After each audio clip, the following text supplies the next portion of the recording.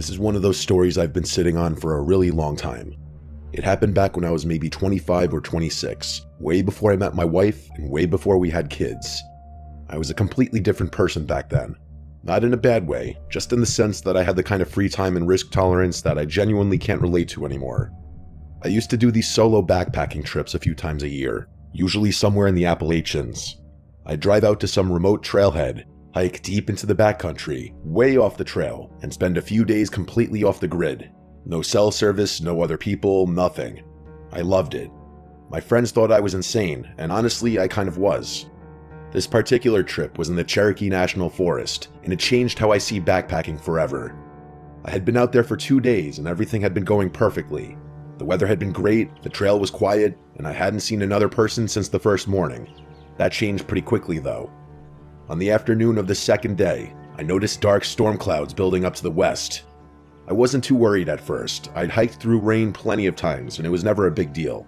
But within about an hour, I realized it wasn't going to be a passing shower. The wind picked up hard, and the temperature dropped fast enough that I actually stopped to put on another layer. By the time the rain started, I was already looking for a spot to hunker down. The problem was that I was in a pretty exposed section of the trail. As I predicted, it wasn't a light rain. It went from windy to full-on downpour in minutes. The wind was bending smaller trees sideways, and I could hear branches cracking and falling in the canopy above me. I started getting genuinely concerned about my safety. Lightning was striking pretty close by, and I was hiking at elevation with a metal-framed pack on my back.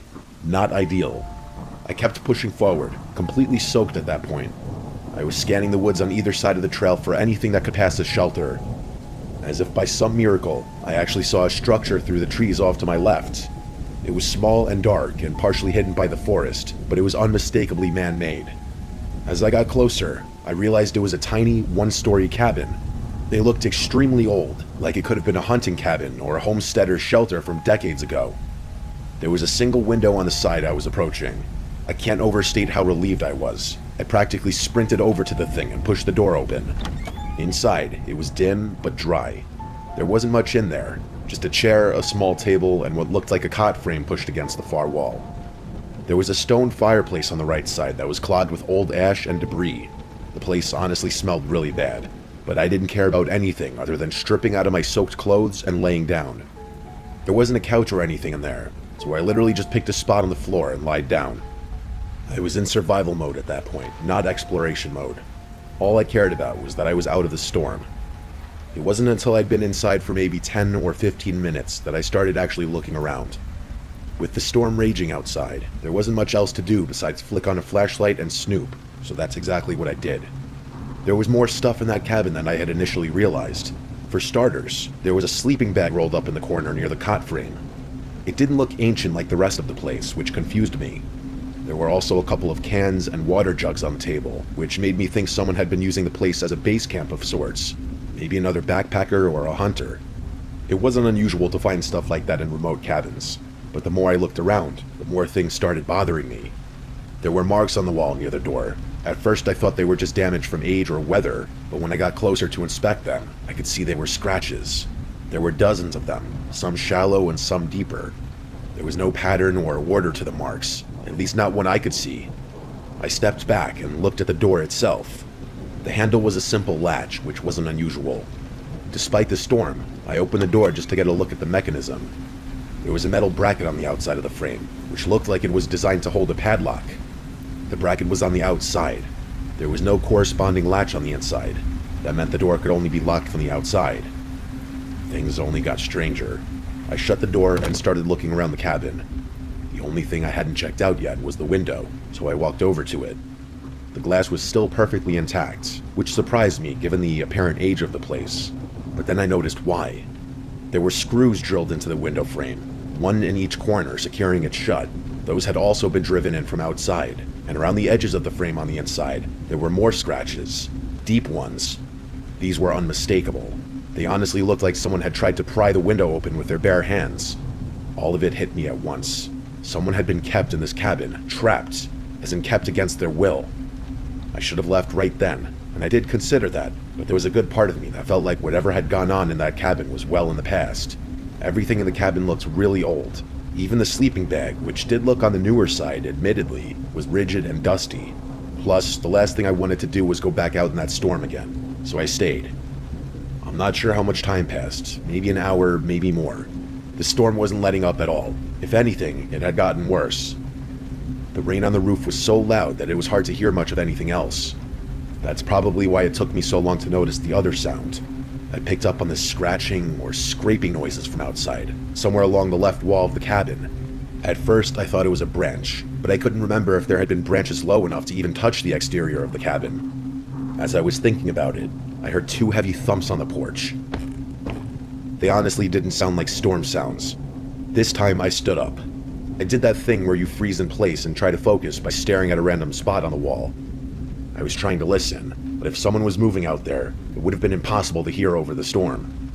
I started getting paranoid that those sounds I heard were just a few of many, and that the rest had been drowned out by the rain. My eyes drifted over to the window. I couldn't bring myself to look through it. If someone really was out there, they'd probably be looking through it. I stayed in that position for what felt like forever. After a while, I started to relax a bit, thinking I'd just been hearing the storm, or at the very worst, an animal poking around the cabin. I was almost ready to forget about everything when I heard something that sent me over the edge. Pressure on the door, like someone was leaning their full weight against it from the other side.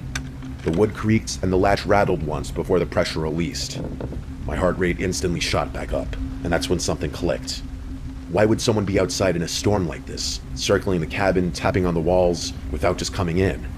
The door wasn't locked, nothing was stopping them, and then I thought about what I'd found inside the cabin, and it occurred to me that maybe whoever was out there didn't want to come inside. Maybe they wanted me to stay inside. Maybe the whole point was to keep me in there. I don't know if that was the right conclusion or if my mind was just spiraling, but I decided I was leaving right then. I didn't care about the storm. I started moving things into my backpack as fast as I could. I had this sickening feeling that something really bad was about to happen, and I was right. The next few moments were a blur. I was maybe 30 seconds from walking out the door when I heard the sound of glass shattering behind me. I spun around just in time to see something come through the window, and that was all I could see before the whole room erupted in flames. The flames spread so fast that I couldn't even process what was happening. 1 second I was standing in a dark room, and the next second the walls were on fire. The heat hit me like a physical wall, and the door wouldn't budge. It was jammed from the outside. I slammed into it with all my might, and it gave. It collapsed off its hinges, and me with it. I scrambled to get back on my feet, and I just ran. I couldn't even see. I was just running wildly through the woods and rain, trying to put as much distance between myself and that cabin. But before I could get a safe distance away, I felt something tackle me from behind, and I was back on the ground. There was a person on top of me, and suddenly I was fighting for my life. I clawed and kicked and screamed, but this guy wouldn't get off me. He was yelling too, and he kept trying to get me in a chokehold.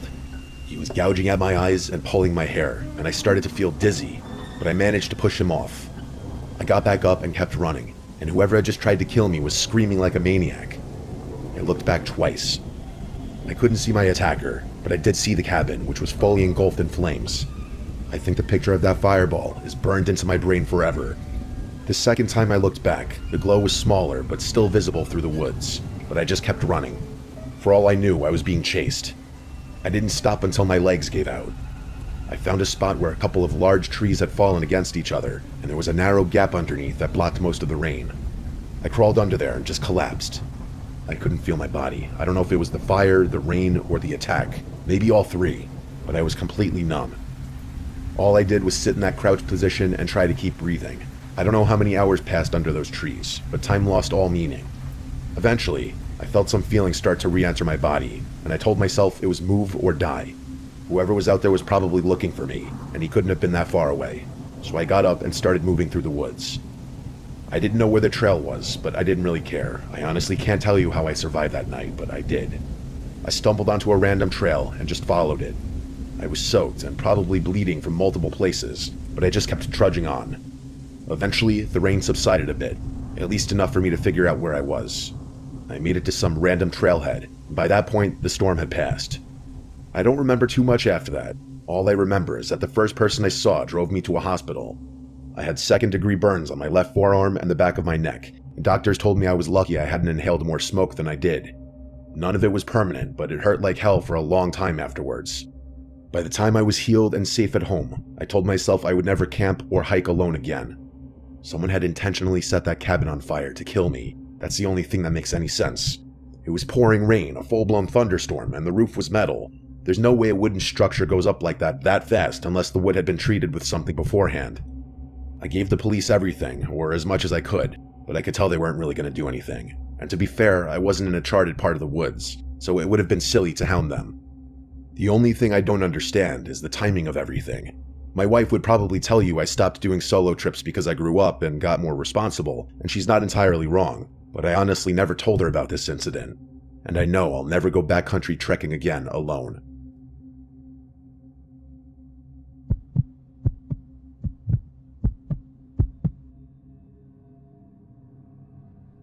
My name is James. This happened maybe 7 or 8 years ago, back when I was in my early 20s and still doing stuff that I probably shouldn't have been doing.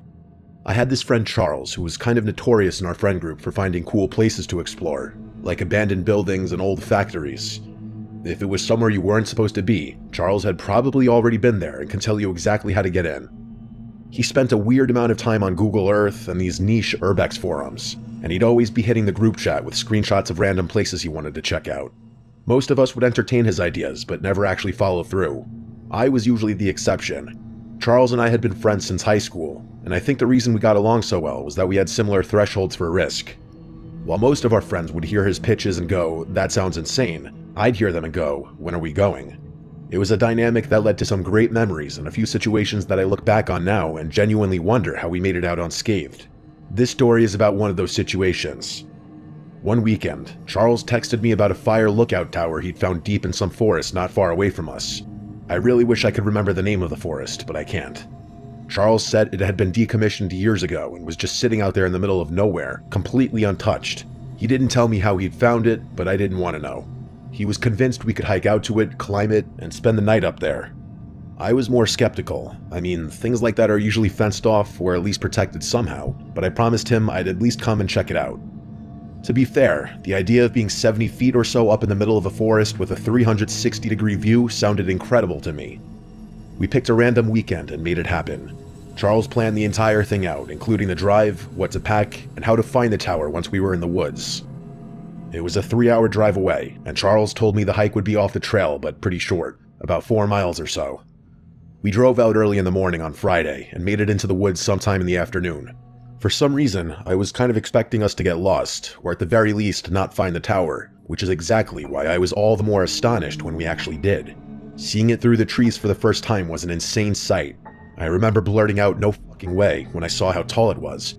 I was even more astonished when we got to the base of it and realized it was completely unprotected or fenced off. It was just sitting there in the middle of the woods waiting for us to find it. The cab at the top was this small, square room with windows on all 4 sides. There was a metal staircase that zigzagged up the frame, with a section of vertical ladder for the final stretch up to the cab. The whole thing looked like it hadn't been touched in decades.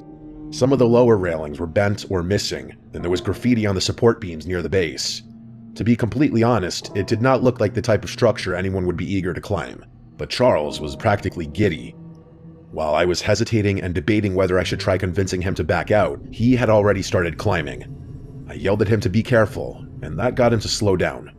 I figured what the hell, and told myself to stop bitching. The two of us made our way up carefully, checking the stairs as we went. Most of them felt solid enough, but there were a few spots where the bolts had rusted through and the steps wobbled. The vertical ladder section near the top was the sketchiest part. It was 20-something feet of straight climbing with nothing but a narrow metal cage around it. The adrenaline rush was insane, but that's what Charles lived for. He made it up without any issues. The view from the cab was unreal. You could see for miles in every direction. We had also timed it perfectly. The sun was maybe an hour from setting. Our plan was to camp out for the night and catch the sunrise. There was a decently wide wraparound walkway up there, which is where we decided to chill, at least initially. We cracked a few beers and just enjoyed the view and some conversation. The sun eventually went down, and the sky went from orange to purple to dark blue in a matter of minutes. Once the light was gone, the forest below us was just a black mass in every direction. There wasn't a single light in sight. The stars were incredible, easily the best I've ever seen. But being alone out there in the dark was freaking me out a little. It was just weird not being able to see anything, despite knowing there was a whole forest below us. Charles could tell I was getting a little antsy, and he started messing with me, grabbing my shoulder and stuff like that. But the thing that pissed me off the most was when he smacked his metal water bottle against the side of the tower. It sent this incredibly loud, echoing clang in every direction, probably to be heard for miles. The sound was so loud and ominous that I actually got mad at him. I told him I wanted to go inside the cab, and he finally got the hint. There wasn't much in there, by the way. It had clearly been hollowed out ages ago. He said he was going to finish his beer before coming in and joining me, and I was fine with that. I picked a random corner and started setting my sleeping stuff up. But before I could finish, he told me in a very quiet, serious voice to come back outside. Very un-Charles-like. So I did. I walked back around to where he was sitting and saw that he was pointing diagonally downwards, toward the forest below us. At first I thought he was just messing with me again, but it only took me a few seconds to realize what he was pointing at. There was a light down there. It was faint and pretty far away, but it was definitely down there, and it was genuinely horrifying. It was weaving through the forest at what seemed like walking pace, and my first thought was that it was a person who'd heard the clang from the tower. I don't know why I felt the urge to whisper, but I did. I told him he was stupid for doing that, and we were probably moments away from getting caught or arrested or something. He looked at me with this confused expression before saying, "You think that's a person?" Now it was my turn to be confused. What the hell was he talking about? I asked him what else it could be, and he said that light was moving way too evenly. He wasn't exactly wrong. The light wasn't swinging or wobbling the way you'd expect someone carrying a lantern or flashlight to be. But then again, it was probably too far away to tell. I didn't say anything after that. Neither did Charles. He just kept staring at this mysterious light as it continued weaving through the forest. Part of me thought it was just some random hiker that had nothing to do with us, but I knew that was wishful thinking. After a few minutes, it was obvious that the light was getting closer. It was also much clearer that the light was moving perfectly, like it was floating or hovering. Charles asked me what we should do, and I didn't have an answer for him. There wasn't really anything we could do. Like, what were we gonna do, climb down? As we were throwing out more theories, the light suddenly zipped forward, like it skipped a beat. It was really thick, but for a split second that light went from steady, even movement to an abrupt zip forward. Then it was back to steady movement again. I started feeling my palms start to sweat, and I could tell Charles was really freaked out too. I kept trying to convince myself that whoever was down there was just wandering aimlessly through the woods, but again, wishful thinking. They were definitely heading for the tower, and after about 10 minutes, they reached it. At that point, the light was directly below us, and I was bracing myself for someone to yell up to us and announce themselves as police. But no, the light just stopped moving and stayed in that exact spot right below us. From our vantage point straight above, we could see the light itself, but not whoever was holding it. Charles and I stared at it for a while. The suspense was killing me, but it must have been killing Charles even more, because he again did something I wanted to throw him off the tower for. This guy actually yelled, "Hey, are you good?" down at the light, revealing our presence. I looked at him in horror. I genuinely couldn't believe he would do something so stupid. We didn't get a response though, and the light didn't even move. We waited a little bit, and then Charles yelled down again, but still nothing. So there we were, 70 feet up in an abandoned fire tower in the middle of nowhere, with someone or something blocking our only exit. We were completely trapped. We must have watched that light for 30 minutes straight, whispering to each other every so often. It never moved once. I wasn't worried about being secretive anymore. Charles had burned that bridge a long time ago, so I did something I should have done a while ago. I grabbed my flashlight and aimed it straight down at the base of the tower. But even after I did that, I still couldn't see the source of the light.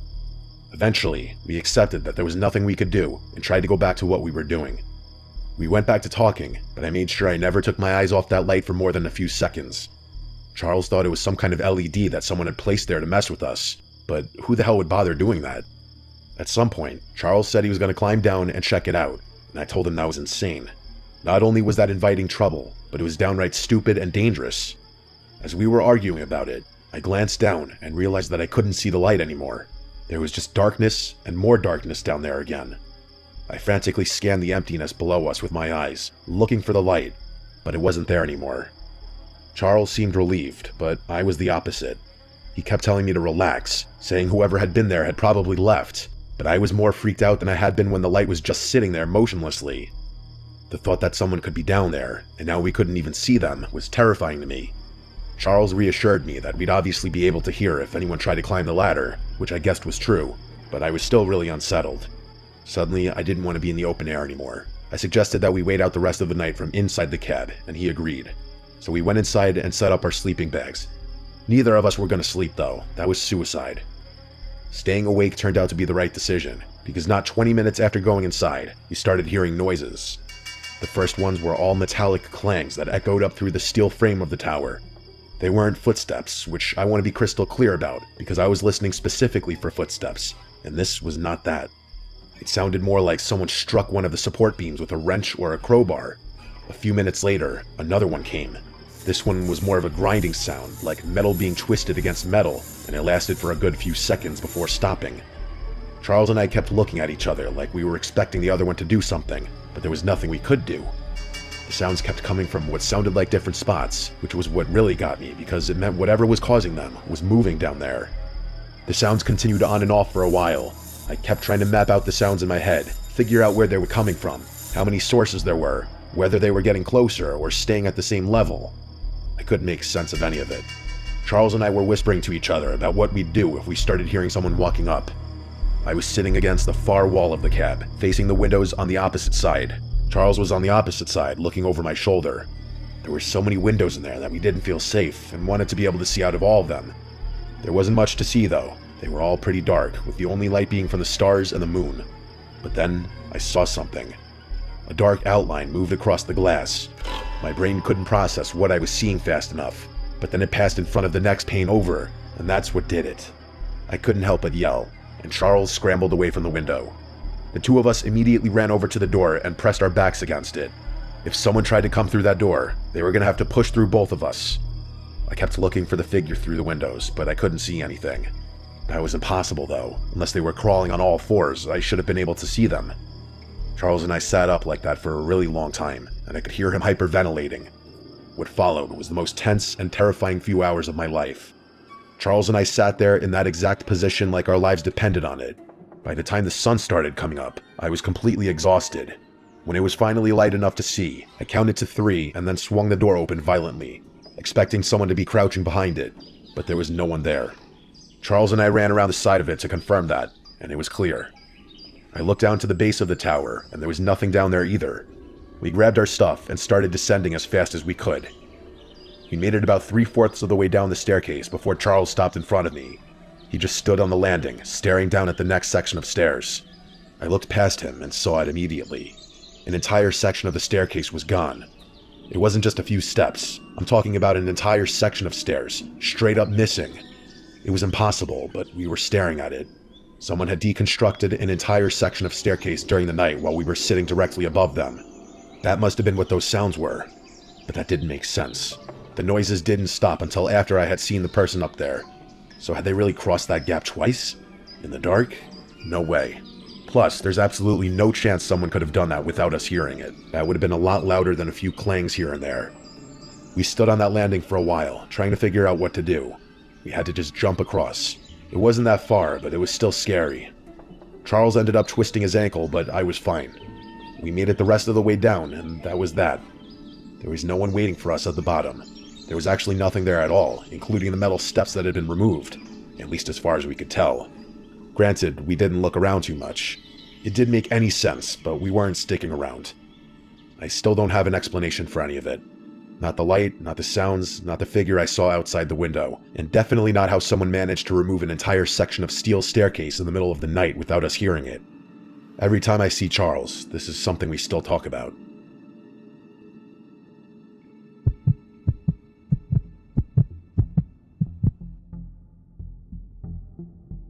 I go camping alone a few times a year. I've been doing it since I was in my 20s, and at this point I'm in my late 30s, so close to 15 years of solo trips at this point. I know the risks, which is why I carry a rifle. This happened about 2 years ago in the Daniel Boone National Forest in eastern Kentucky. It's a massive stretch of forest, over 700,000 acres, and if you know where to go, you can hike for days without seeing another person. I had a rough stretch of work and my head wasn't in a great place, and I felt like I just needed a few days away from everything. I drove out on a Thursday morning. I parked at a trailhead off a Forest Service road and started hiking. The plan was simple: 3 nights in the backcountry. That was pretty much it. I had my tent, my pack, enough food and water for 4 days, and my .308 bolt action that I always bring on solo trips. The first day was exactly what I needed. I covered about 7 miles before finding a flat spot near a creek bed that looked like a good place to camp. I set up my tent, gathered some wood, and had a fire going by the time the sun started going down. I cooked some food, drank a beer, and sat by the fire until it burned down to embers. The whole time, I didn't see a single person. I fell asleep around 10. I woke up at some point in the middle of the night. I'm not sure what woke me. It was more like my brain just switched on for no reason, the way it does sometimes when you're sleeping somewhere unfamiliar. I lay there for a minute and stared at the ceiling of my tent, but as my eyes adjusted, I noticed something. There was a faint orangey glow coming through the walls of my tent. I unzipped the tent flap and looked out. Maybe 200 yards away, through the trees, there was a fire. Not a big one, it was about the size of a campfire, but it was definitely there. It was flickering, which is how I knew it was a fire. I watched it for a few minutes, waiting to hear talking or something. I wanted to confirm it wasn't some random forest fire, but after a while of looking at it, I couldn't see or hear anything beyond the fire. I watched it a little while longer just to see if it would grow out of control, but it didn't. I figured it was another camper set up nearby that I just hadn't noticed during the day. It wasn't impossible, especially since I had gone to sleep relatively early. I figured whoever it was had gone to sleep and left their fire going, which is irresponsible but not uncommon. I watched it for about 5 more minutes, and then zipped my tent back up and went to sleep.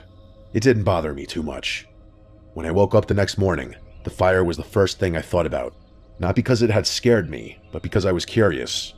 I wanted to see who else was out there, maybe say hi, but mostly to satisfy my curiosity. I packed up my campsite and hiked in the direction where the fire had been. It took me about 10 minutes to reach the area. I was pretty confident I had the right spot. There was a natural clearing that lined up with the angle I'd been looking from. But when I got there, I stopped. There was no fire pit, nor was there a ring of stones or a pile of ash or scorched ground, charred wood, nothing. The ground was completely undisturbed. I walked the whole clearing, checking for any sign that someone had been there, but there was no signs of life whatsoever. The area was pristine. I stood there for a while, genuinely confused. I was certain I'd seen a fire. It had been a campfire burning clearly for at least 5 minutes while I watched it, and yet the ground where it should have been looked like no one had set foot there in months. I considered the possibility that I had the wrong spot, but there wasn't another clearing anywhere near the right distance or direction. There wasn't much I could do beyond that though, so I just moved on. I still had 2 more nights planned, and I wasn't about to cut my trip short over something silly like that. I hiked for most of the day. The terrain changed as I moved deeper into the forest. The creek bed fell away behind me and the ground started climbing. By mid-afternoon, I was in a denser, older section of the forest where the trees were taller and the canopy was thick enough to block out most of the sky. It was quieter in there, which was nice. I found a good campsite around 4. That evening was uneventful. I doused my fire a little after 9 and turned in for the night. I don't know what time it was when the sound woke me up, but it was loud enough to pull me out of a dead sleep. I woke up to this distant, enormous cracking sound, like a thick branch being snapped in half, except it kept going. It was violent, and it lasted for maybe 3 or 4 seconds. At the tail end of it, there was a deep, resonant thud that I could quite literally feel in the ground beneath me. I instantly knew what it was. A tree had fallen somewhere deeper in the woods, or at the very least, a very large branch. If you've ever heard the sound of a tree falling before, which I do understand is kind of a rare occurrence, it's amazing and terrifying at the same time.